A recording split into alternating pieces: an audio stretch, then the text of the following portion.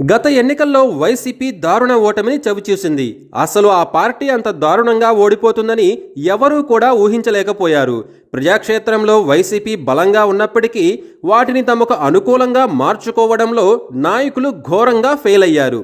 ఇదే సమయంలో జగన్ తీసుకున్న కొన్ని నిర్ణయాల వల్ల కూడా పార్టీ ఓడిపోయిందనే చర్చ జరుగుతోంది. గత 5 ఏళ్లు ప్రజలకు, పార్టీ కార్యకర్తలకు దూరంగా ఉన్న జగన్ ఓటమికి ఇది కూడా ఓ కారణంగా చెప్పవచ్చు. ఇక ఎన్నికల్లో ఓడిపోయిన దగ్గర నుంచి జగన్లో కొంత మార్పు కనిపిస్తోంది. ప్రజా సమస్యలపై జగన్ వేగంగా స్పందిస్తున్నారు. పార్టీ కార్యకర్తలను అక్రమంగా అరెస్టు చేయడంపై కూడా జగన్ దూకుడుగానే స్పందిస్తున్నారు. వారికి అండగా ఓ లీగల్ సెల్ను కూడా ఏర్పాటు చేశారు. కార్యకర్తలు ఎవరూ అధైర్యపడవద్దని, పార్టీ అండగా ఉంటుందని వారికి భరోసా ఇచ్చారు. ఇదే సమయంలో పార్టీని సైతం గాడిలో పెట్టడానికి తన వంతు పాత్ర పోషిస్తున్నారు. నియోజకవర్గాల బాధ్యతలను సైతం కీలక నేతలకు అప్పగిస్తున్నారు.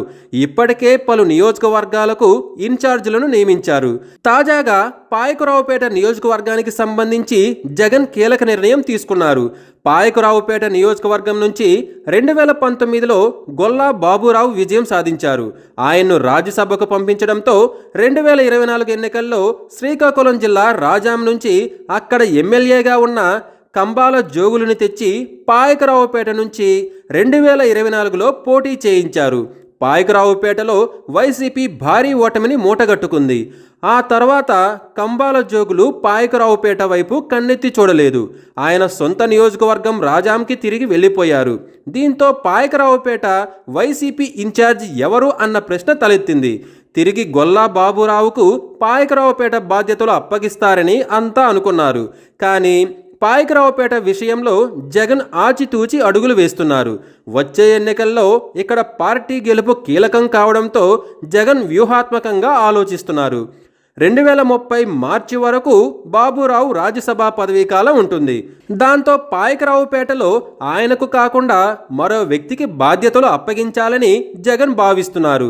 పాయకరావుపేటలో 2004 ఎన్నికల్లో టీడీపీ నుంచి ఎమ్మెల్యేగా గెలిచిన చెంగల వెంకటరావు ప్రస్తుతం వైసీపీలో ఉన్నారు. ఇప్పుడు ఆయన వైసీపీ నుంచి పాయకరావుపేట ఇన్ఛార్జి పదవిని ఆశిస్తున్నారు.